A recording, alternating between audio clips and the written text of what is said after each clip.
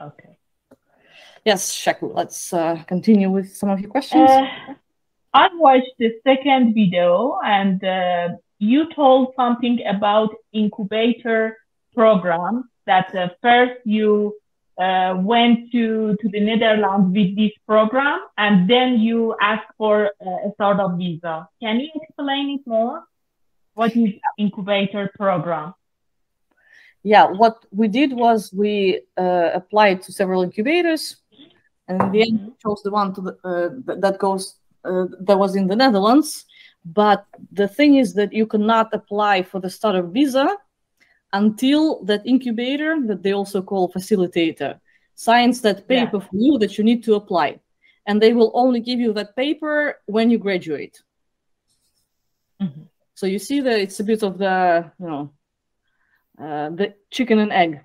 So I came with the business visa. We got the business visa, and the incubator sent the invitation saying that we are going to be participating in the program. And then I got the business visa for the Netherlands for 3 months, I think. Then I came there. We spent 3 months there in that program. And at the end, I started applying for the startup visa, which I think took like 2 months to be ready. So I couldn't understand that. You find your incubator first, and then you got the visa, business visa? Yeah. Okay. Yeah, so basically you need a reason to come. If you need a visa for the Netherlands, then you need a visa to come. So if it's with the incubator, then usually they are okay with writing a letter for the visa center, for the embassy, with which you go to the embassy and you say, hey, okay, this is... I don't know if you have a company in your home country, or if you have something established already or not yet. I think, yeah. Where are you from? You're from Iran, right? Yes, yeah. I'm from Iran. Do you have a registered company there already or not yet? Did you register something with the Chamber of Commerce? No. In my company, I didn't register something. Yeah. So then, of course, you need to research at the website of the embassy, the Dutch embassy in Iran, to see what type of visa you would need to apply to come to the Netherlands. Because yes, for the startup visa, you have to apply with the incubator. And if it's a real incubator, they will never sign that letter in the beginning because it makes no sense, right? They are kind of vouching for you. But I don't know if there are some facilitators, so those that are not incubators, but just facilitators, they just help with that. Maybe you can do it immediately. So like I said, that's why the most important part for you is to actually reach out to those facilitators and incubators, like we discussed last time.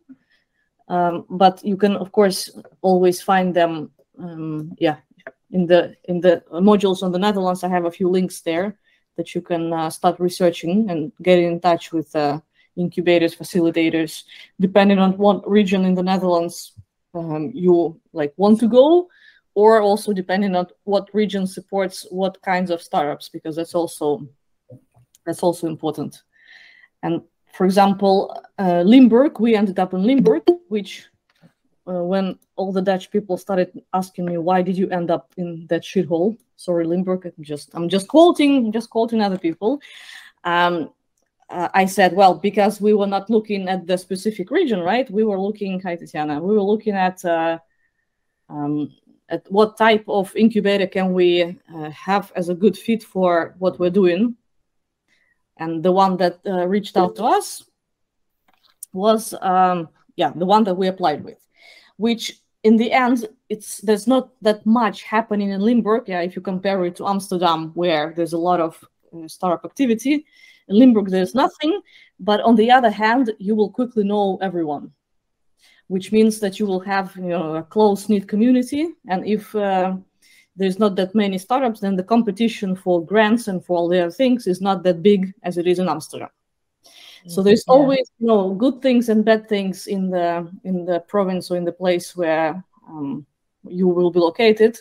That's why I said one of the most important parts is, of course, establishing a good connection with that incubator facilitator, like good personal connection with the person who will be helping you, because that's eventually more important than all the other theoretical things that they promise. Yeah, Tatiana, she's raising a hand. Let's see. Yeah, hi. Hi, I am still confused a little bit about that. I've been doing homeworks like separately. I've seen there is a different kind of points, right, that are given personally for me, Tanya, and for my team, right? It's a different kind of coins. Like I think my coins can't be put in the team, or can they? It's like in real life, you have your personal account as an individual, and your company has an account. All right. And transfer money to the company. And if you go into the office, there's the name of your company there in the office, in the middle of the office. You click on that name, and there will be a menu popping up. And that menu has a lot of important stuff, including the money transactions. So you can put how much money you want to transfer, and you click on transfer, and it will go away from your personal account into the company account. Perfect, great. So that's a good thing. That's one thing. And second, I wanted to ask you to please help, because I think we made a mess. There was me and one more girl. She, I think, is not here. She wanted to become my mentor, and we were trying to figure it out. And in the end, we started. So like, I think she was joined in my team as a startupper. And if I could share screen so that you could help me remove her from startup. And that I can't remove anyone. I'm not a developer. So, but of course you can share the screen. We can check if yes, it's really the problem. The technical options, we advise to use the support chat, because then it goes directly to the developers, and then it gets fixed quicker, because that directly goes into their Discord and they see it immediately. Okay. So I think I need to go in the game. You see my screen, right? Yes, we do. This, just a moment, let it load. Oh, so slow. Is it my internet? It can be both the internet, or sometimes it's the Bubble is not the quickest system out there, but yeah, I'm just trying my best. Server and temporary bug can't complete your request. Refresh. Well, we don't see anything happening at the moment. Just a moment, please. I'm trying. Okay. So, how can I see who is in my team? Well, down there you can see that it's you, and there is Vicky Strawberry Fields. Right? Okay. And how can I remove her? You can't. If you accepted her in the team, you can't just kick a person out just like that. But it's her concession as well, because she wanted to become a mentor to me rather than a co-founder. Yeah. So, like I said, you have the best way for you would be to write to the support chat. You know how to find it? No. Here? Click on your avatar on the top. See if that works here. Yes. And there you have support. Yes. Perfect. So then I think I'll write all this and just ask them to give them all the information you can. Give them your nickname, the name of your team, the name of the user that you want deleted, and so that they can quickly do it. And then you have to redo the process of joining. And join her as mentor. Yeah. Did you already do the quest, the pitch quest? No, because quests are closed for me. You see, that's why I was stuck all this while. There is nothing open to me, so I thought I need to invite members. So I invited her, and we are still locked. Because you did you invited the Vicky Strawberry Fields as a co-founder, and you cannot do quests unless you sign the shareholders agreement, because that's where the game stops. So okay, just then write to support. They will kick her out.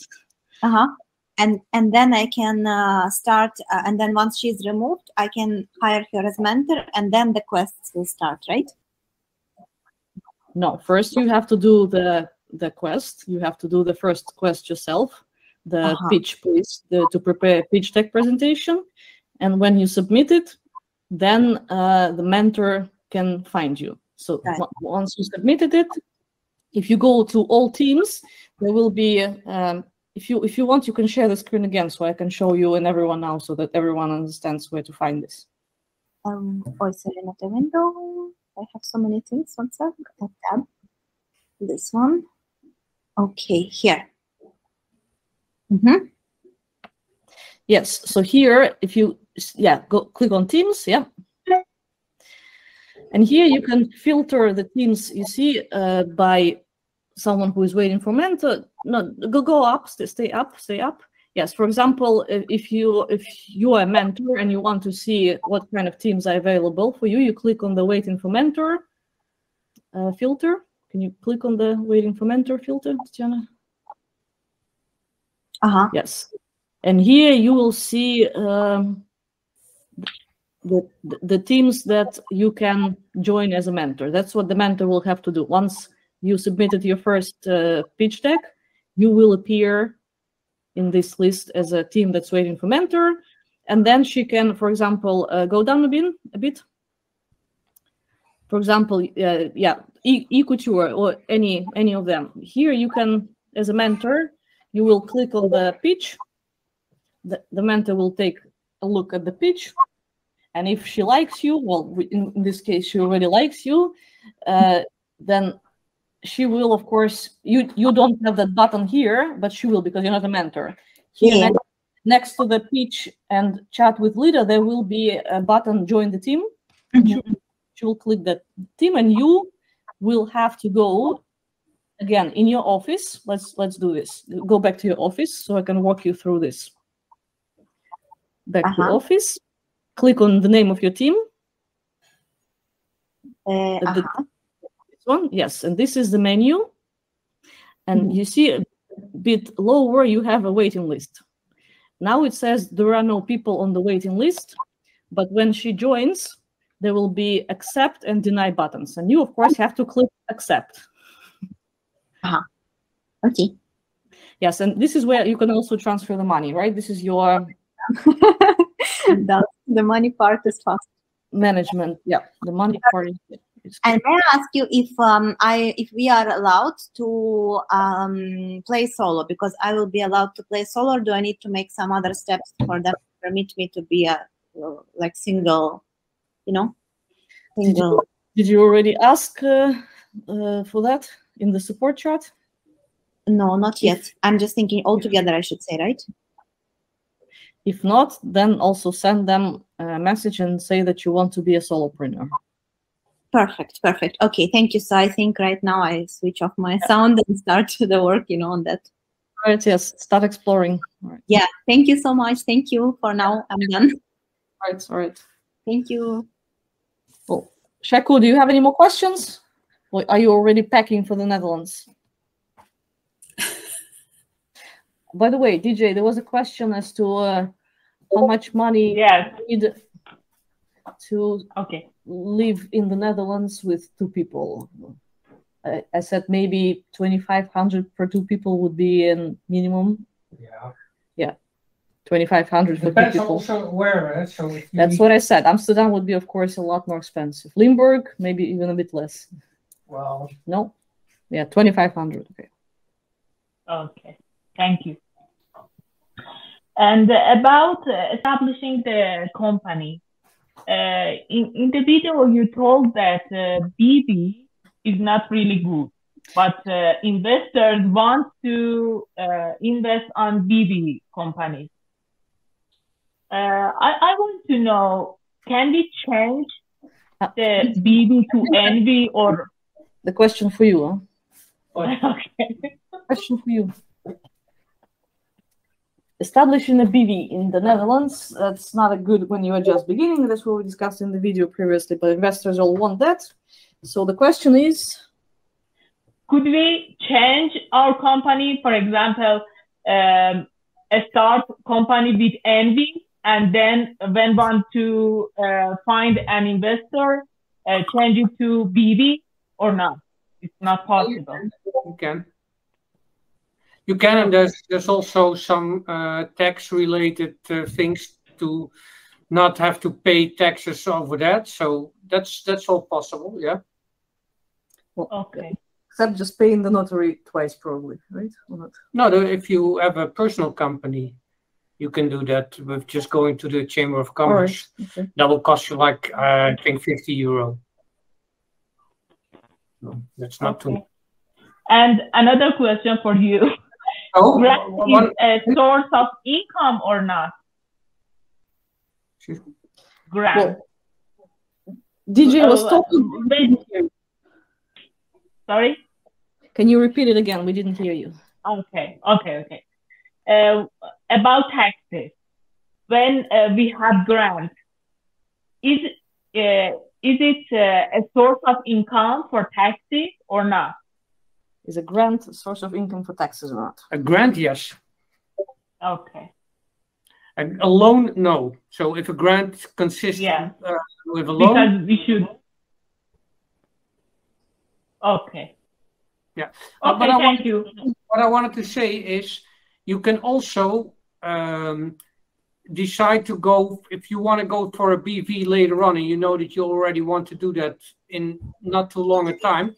You can also, by the way, you can also decide to go for a BVIO, which is basically a BV in establishment, and you can use that as well.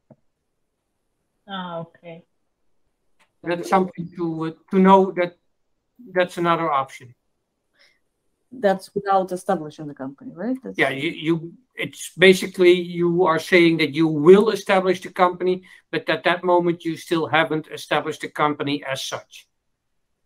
Yeah, that's what we did with when we had to sign papers with the incubator, and we haven't established the company yet. Yeah. Mm-hmm. In the contract, it says that we have a BV in the making. Anyone else has a legal or tax stuff about the Netherlands? Otherwise, I will send him to the kitchen to cook dinner. Sexist. Yes, sexist, yes. Men belong in the kitchen. All right, bye-bye. Bye. Bye-bye. Okay, my question is over. All right. Anyone else is interested in Dutch startups, or you want to ask something else? Doesn't matter. Would you say that Dutch startups are the best in Europe? Objectively, like, is it just a good place to start? Being a startupper? You mean, or like better than the average country in the EU, or? Well, the Netherlands is boasting about its startup ecosystem. I think in the latest rating it was like top 3 in Europe. I don't honestly remember what were the other 2 are. I don't believe in that statistics in general, because I think like one country can be ideal for you with your very specific startup, and it can be shitty for all the others, right? So it's something that I always highlight. It's not specifically about the country, but it's also about finding a good partner. So either incubator or a province that will like you. What's good about the Netherlands, definitely for people who do not speak local language. So if you don't speak Dutch, like it's awesome that they use English as a business language, right? Almost everyone in the Netherlands speaks English.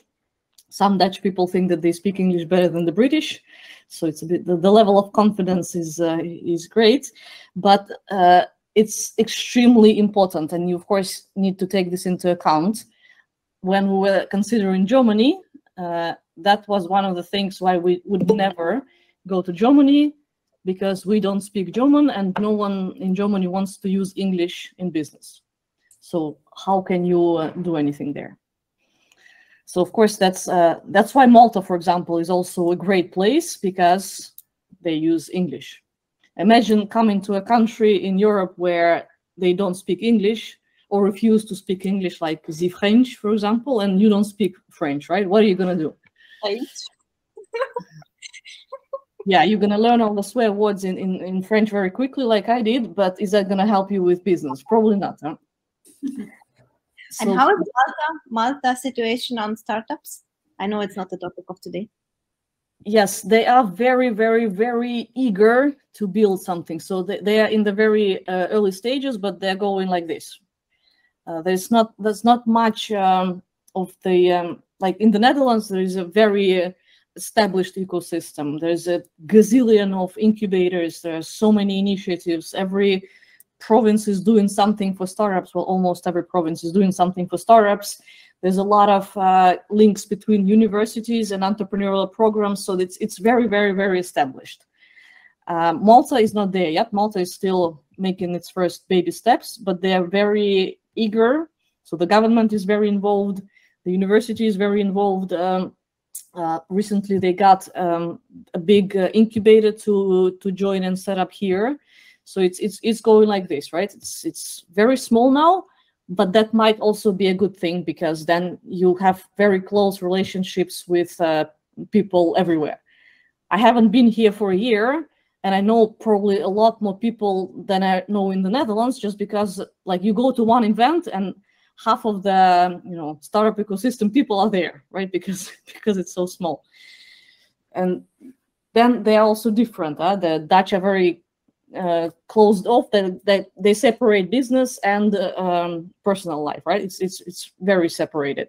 The Maltese do not do this, so they are more a bit more like Russians in a sense, right? We can be good friends and we can do business, and like it's all quite mixed. And so it also depends if like what kind of a person you are, right? If you are more like the Maltese, more open, then great, this is nice for you.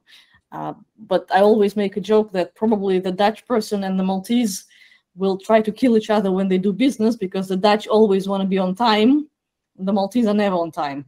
So it's one of these things where you always click. With the Dutch, it's always, hey, I'm going to write it down in my agenda. With the Maltese, it's, yeah, let's meet up around in a couple of days. So it's a totally different style of life, and you have to pick, of course, the one that essentially is close to you. Otherwise, you will be frustrated with these things. If you hate people being always late, you're going to be frustrated in Malta. If you are the one who's always late, you're going to frustrate the Dutch people.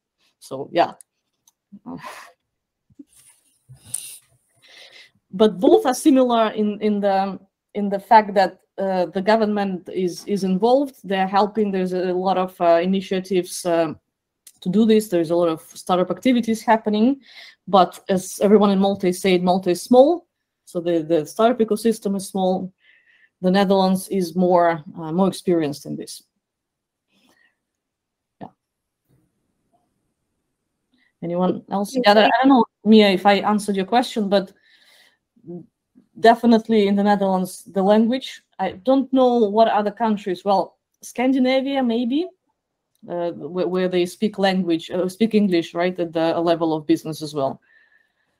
Other than that, I'm pretty sure every other country you need to learn the local language as soon as possible. Yeah.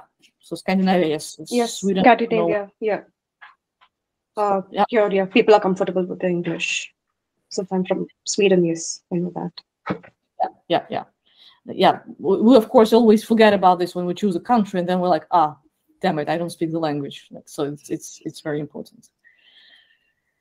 And then, like I said, so the Netherlands is quite efficient in everything that is related to bureaucracy. And I say quite efficient because now we're comparing it to Malta, and we understand that they are very efficient. So you will get stuff done quicker in the Netherlands, but sometimes there are fewer possibilities. So one of the reasons, for example, why we opened the base in Malta is because you can easier bring your people here. In the Netherlands, you couldn't bring basically anyone, and they passed the new law, I think 1 year ago, and now you can bring up to 5 people. But how do you choose 5 people if you have like 25 in the team, right? How do you say to the 5, hey, you're coming, and the others, you're not coming? So that was a bit weird. I don't understand why the Netherlands, well, I mean, Europe in general, with the lack of qualified personnel, especially technical, why they would limit that amount. That I don't understand this. And they also, as part of the condition for that relocation, they also want you to give equity to the people who are being relocated, which once again makes no sense for the early startup, because the price of that equity is exactly 0. And the only thing that you're helping, the only people you're helping are the notaries, because you gonna have to pay for all the paperwork. So yeah, these two things together, when the Dutch government told me, yeah, but yeah, we fixed the problem, I said, no, you didn't fix the problem. You created a solution that will help very niche startups, but not for me. So, and that's when Malta approached us, and we understood, and we realized that through Malta we can bring anyone that we want from the team. It's not limited. We don't have to deal with legal equity bullshit that when we, cost nothing. So that for us turned out to be very important, right? But of course, yeah, you can't worry about these things when you're just establishing the company, because you don't know what your problem is going to be 3 years down the line. Yeah. My question is, how do you get approached as a startup by a government? You don't get approached by the government first. You get approached by incubators. There are specific people in the incubators that are called scouts, and their job is to basically, sniff around for startups and bring them, lure them into your incubator. So what they do is that they reach out to other startup communities in other countries, and it's basically like the sales process, right? They propose the program that they have, and then if you come to their incubator, then ideally that incubator already has links with the government, and that's how you start talking to the government, through that incubator. Right. So even at the later stage of a startup development, you can still get approached by various people who want to be involved. Of course, you will always be approached. I continue being approached by incubators, by venture capitalists. It's all the time. My LinkedIn is full of this, these messages. So of course, but in the beginning, no one knows you, right? Now after being in the Netherlands for 4 years, I'm everywhere in pretty much every database where I was put, without knowing it even, because that's what they do. And then of course everyone is reaching out. Sometimes it's the government now as well, just because we already received funding from the government, so we kind of in their system now. So they want us to continue doing something with them. Maybe apply for the next round of funding, or sometimes they ask us to record some videos. So for example, they asked me to record a video my experience as a foreign entrepreneur in the Netherlands. So these kind of things. And then of course, once again, if you find someone in the government or in the incubator, whatever, that likes you and likes your business and wants to help you grow, then it's ideal, because then they will keep you updated on the newest things that come up. They will invite you to events, and they will open their network to you, because that's important, right? To grow your network. Like in the beginning, one person, and then you kind of grow this, the tree of connections, and eventually you know enough people to have all the opportunities that you need for your startup to grow. Yep, Sarangi. Yeah, so my question is, you mentioned that incubators approach the startups. So apart from actively applying to them, is there any other way that you could get approached by the incubators? How you can get approached by incubators? Well, you can build your own presence on LinkedIn, for example, and you can have people from that incubators, join your network, which means that they will be watching you. They won't probably approach you in the very beginning. They will be watching you and watching your journey, and then at some point, they will send you stuff. Mm-hmm. Like just today, I received an invitation to participate in the pitching competition. It wasn't for me. I don't know why they would send me, because it's for academic startups. But I'm just saying that at some point you get approached by them a lot. And of course, the best way is to find those incubators online or LinkedIn or website, whatever. See who are the people who are working there and connect to them. And send a message. If it's on LinkedIn, for example, send a message like, "Hey, I'm Sarangi. I'm startup founder doing that and that. Looking to extend my network. Potentially looking to join an incubator. Like, would love to have you around. Blah blah blah." So just to say that, establish your presence. Tell them that you exist.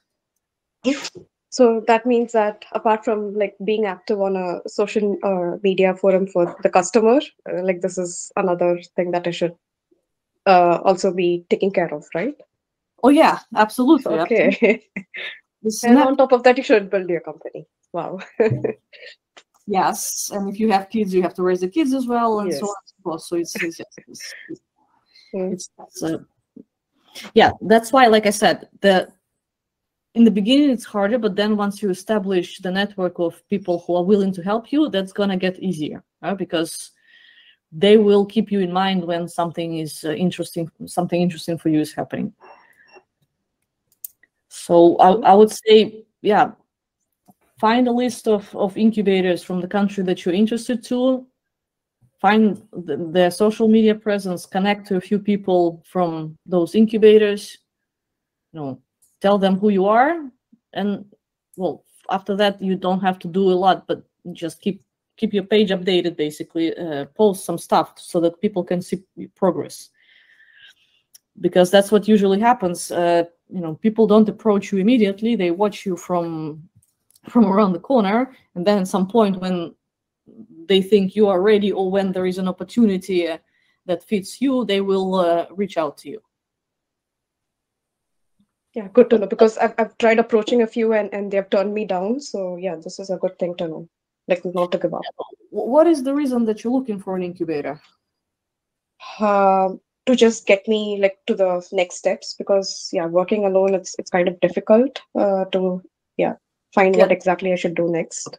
Then you don't need to find the one that is very selective. You can start with something that's online. Mm-hmm. One of the most interesting things to start would be startup school from Y Combinator. I sent it in the chat. I don't know if you know Y Combinator, so that's one of the most. Yes, I've heard that. So they do it online, is it? Yes, they have a free startup school where they accept pretty much everyone. I don't remember if there is any well, definitely not a rigorous application process. Maybe you have to fill in a few things, but they run it a few times a year. And at least that will give you also the basic understanding of the steps that you need to do in the startup.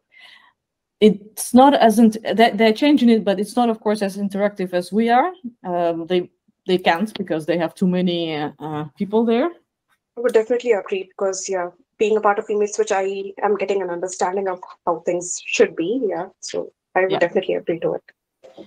But I mean, doing a startup school from YC, that's it's not going to take a lot of time from you, but definitely that's a good start.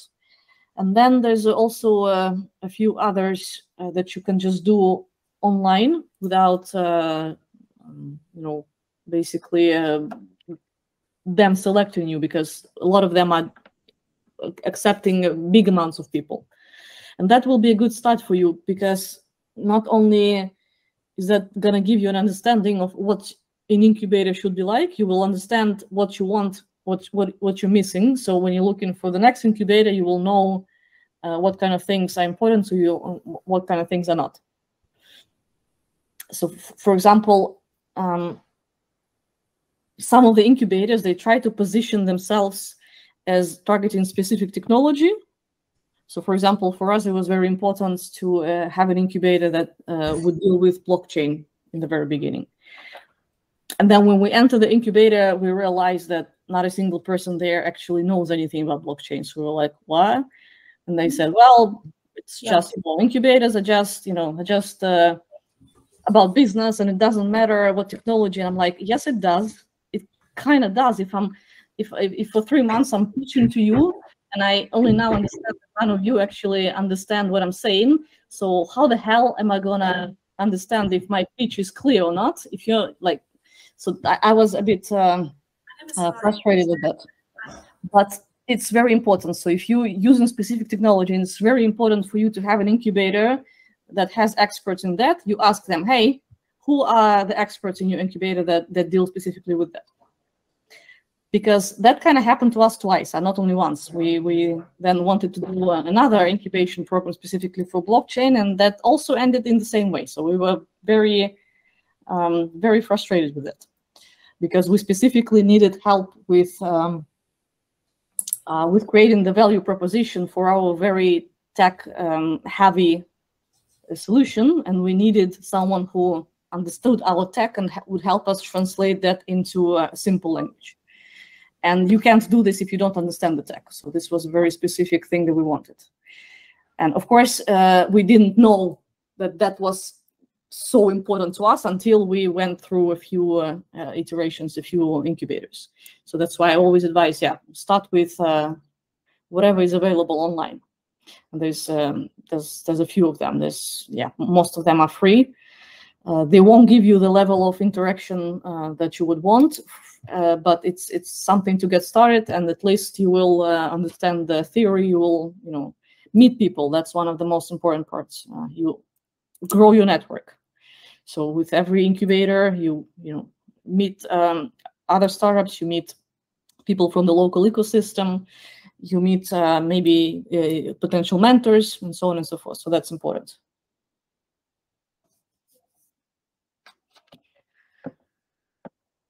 Someone else wants to ask a tricky question?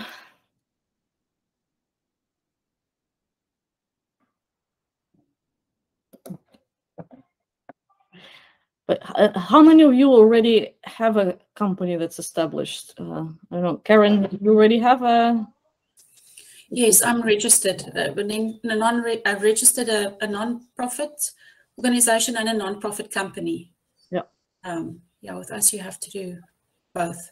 I have a question. It's just like a general question. We did submit the video pitch. It probably could have been a lot better, but I didn't have too much time to do the video editing and stuff, so I just put it in. But anyway, I have a bit of a problem in the sense that so our project is a lot about basic income and sort of providing a basic amount of cash to sort of micro entrepreneurs to get them going. But it is financed, the policy that I wrote is that it is financed through a specific piece of legislation that I propose needs to be changed. So it confuses me because sometimes I don't know, do I put basic income up front or do I put the legislation up front? Because if I start off with the legislation, it sort of blocks me from international companies because they wouldn't necessarily understand the piece of legislation. Although the legislation is very important in South Africa. So it confuses me. I understand your question. I have a very easy answer that you're not going to like. You're gonna have to create a different pitch for different audience that you're going to be talking to. So if you're going to be talking to someone international, then it's going to be basic income. That's okay. I understand, but what now happens on the website and the general message about my project? Yeah, also a few things that you can do here. You can, of course, have different websites. So, for example, that's what we did with Female Switch. So we have femaleswitch.com and we have femaleswitch.org. Just because we are in a similar situation, we are a non-profit. So .org is, of course, for people that want to donate. .com is for users. For us, that was the easiest solution because we can't be putting people who want to donate and support female entrepreneurs and the users themselves on one website. Oh, okay. I never thought that you could do that. It's usually, if you buy domains, they propose you to buy the whole bundle, so .com, .org, and .something else. So it's. Okay, so that will solve a lot of my problems because, I mean, one target market is really the South African market. It is sort of these companies with a turnover less than 50 million because they would benefit so much from this policy. But the other market, I think, is people that are interested in basic income and digital basic income and sort of that market, but they don't overlap. In actual fact, this market is quite conservative, more Afrikaans. They're not really interested in blockchain. They're sort of older, so it's, so it keeps on confusing me, but that would solve a lot. I didn't think that I could have 2 websites. Yeah, why not? You can buy a new domain every week. That's what makes you a real startup.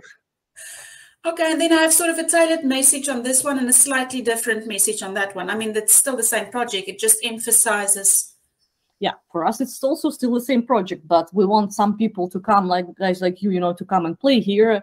And the companies we want to support our foundation, so we can pay for that. So it's a totally different, of course, way of talking. The language that we use on .com, that's very different from what we use on .org, because it's just, it's 2 different audiences. Of course, if the cheaper solution would be to create a website and then, like, when people come on your website, they have to choose where to go, what button to click. But I kind of think that that's not solving a lot of the problems. Having them separate, if they are targeting very specific and separate audiences that at some point you don't want to maybe even intervene. Like, I mean, we have a connection between .com and .org. At some point, we have links that go here and there. But sometimes if you want to get grants for your nonprofit, it's so much easier to send the link to femaleswitch.org, because .org automatically says that, hey, this is something that not for the users, basically. Yeah? It's to explain your mission, your vision, blah blah blah, all of these things. So can you give a quick example? What is your main message on this one and your main message on that one? Well, let me. On femaleswitch.com, what we say? We say, hey, future female entrepreneur, join Female Switch and bulk up your digital skills, get certified, be part of our community. It's free and it's fun. And then there's a button play. Okay. It's very, very energetic. Yeah. On femaleswitch.org,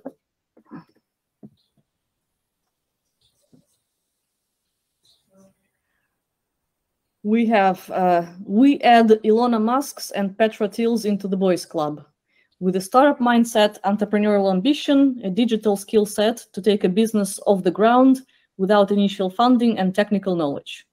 And then there's the button support us and learn more. These 2. Okay. So it's very different, and we even specifically chose the you versus we. You see, on femaleswitch.com we're saying you, we're targeting users. On femaleswitch.org, we are saying we, because we want to earn credibility. We are an organization and we need your help. So it's even, that is different. Yes. Oh, okay. So, sorry, you really helped me a lot now because that never even crossed my mind. Well, bear in mind that, of course, there will be consequences if you later on decide to start promotion of your website with Google Ads. Then you have 2 websites that you have to promote, right? Not 1. So it's double the cost. So there are things like this, to take into account. But honestly, for us, I don't know if we could have done it any other way. Yeah. Okay, now I'm definitely going to think a bit about it. But I mean, I've been trying to combine it in one, and it just becomes such a mess that then I feel completely lost. And we're doing the same. So with Kachin, with our legal tech startup, we actually have we have a website for the first proposition, which is targeting like these companies where the user and the buyer is this 40 to 50 year old guy that doesn't like any change, still continues using the CAD software that was built in the 70s with the same stupid user interface. So for them, we built one website.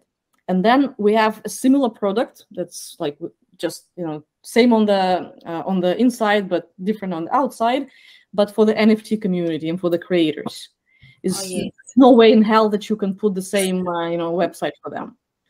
So we created a totally different website with absolutely totally different language, totally different visuals, totally different message, everything totally different, even though it's basically the same product on the inside.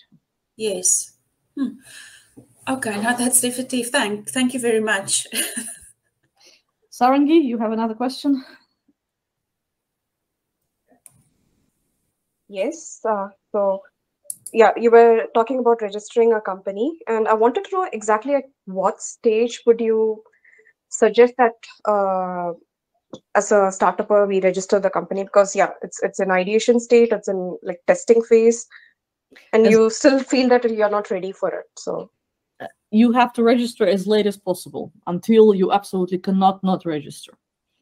It can be, the reason can be if then you are accepted in the incubator and they want to sign a contract with you, they will push you towards registering. So then you have to.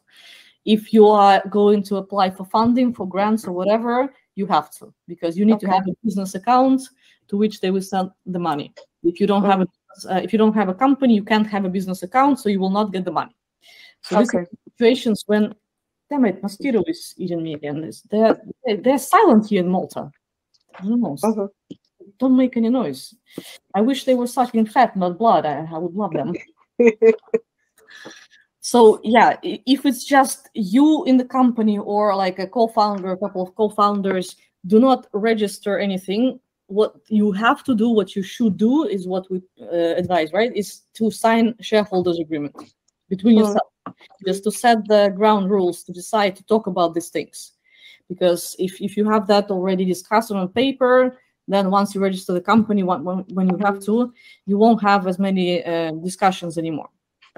So definitely, talk about the things, but go into the notary, only do this when you have to, when someone wants you to do this. So it's incubator funding, or I don't know, applying for a startup visa somewhere, and like they would, or business visa, whatever. So when there is an external requirement, because as soon as you register the company, you start having different problems, right? There's taxes to pay.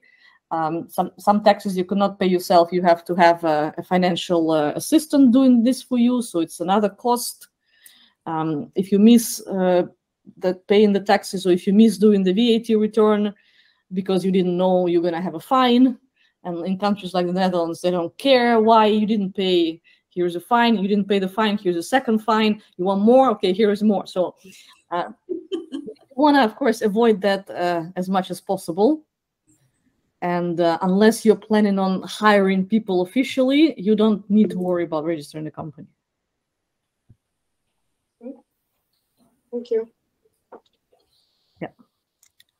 You can always do this. Like I said, especially in Malta, it's a bit longer. Everything is a bit longer here. But in the Netherlands, it's very easy. It costs 50 euros, and you go to the Chamber of Commerce, and not even go, maybe even do it online. And it's done very quickly, so it's a painless procedure. But yeah, like I said, only do it when you absolutely need to have a company.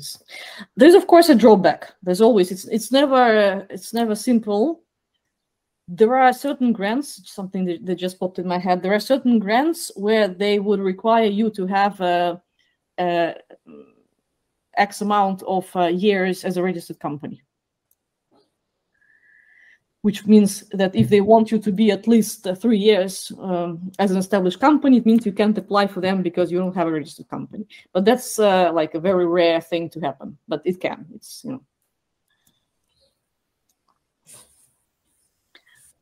But as a rule of thumb, yeah, wait for as long as possible.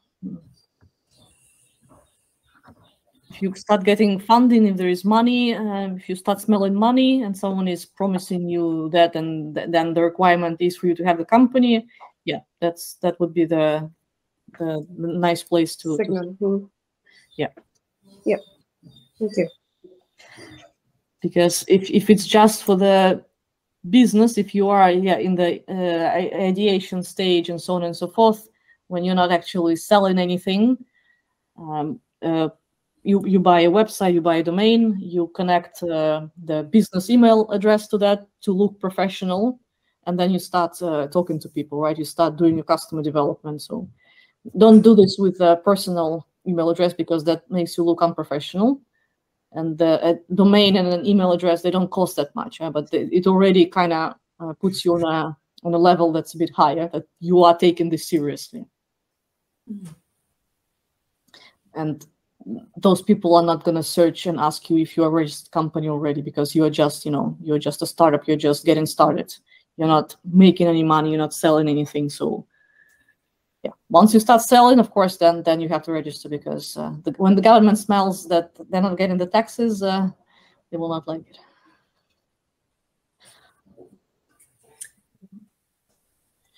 Yeah, that was not an official advice. Obviously, yeah. Don't do what I said. I'm always saying what from my experience, the things that we've done that I wish we didn't, but sometimes we had to. Like Sheko was saying, she watched the webinars about the Netherlands, and we were saying there that it's not advisable to establish the BV, which is the equivalent of a limited corporation, from the very beginning, because that immediately means that you have to pay wages tax, you have to hire yourself, you have to be a director, and you have to pay yourself salary. You cannot not pay yourself a salary. So you need to, get that money somewhere, and the salary of a director cannot be very low. It has to be, it's quite high, and then it means you immediately have to pay a lot of taxes on that. Then there's a VAT that you have to fill in every 3 months, and then there's income, not the income, the corporate tax, right? The annual one, right? Corporate tax, I think it's called. So there's a lot of stuff that you don't know how to deal with. And that the Dutch do in Dutch. That all the communication with the government, that's going to be in Dutch. So you're going to receive a lot of emails, a lot of mails. There's information that you are lost in. And the employment tax you can't pay yourself. You have to hire someone who will do it for you, because they're using specific software that you cannot, well, maybe you can buy it, but it's very expensive, and no one in the Netherlands pays employment tax by themselves.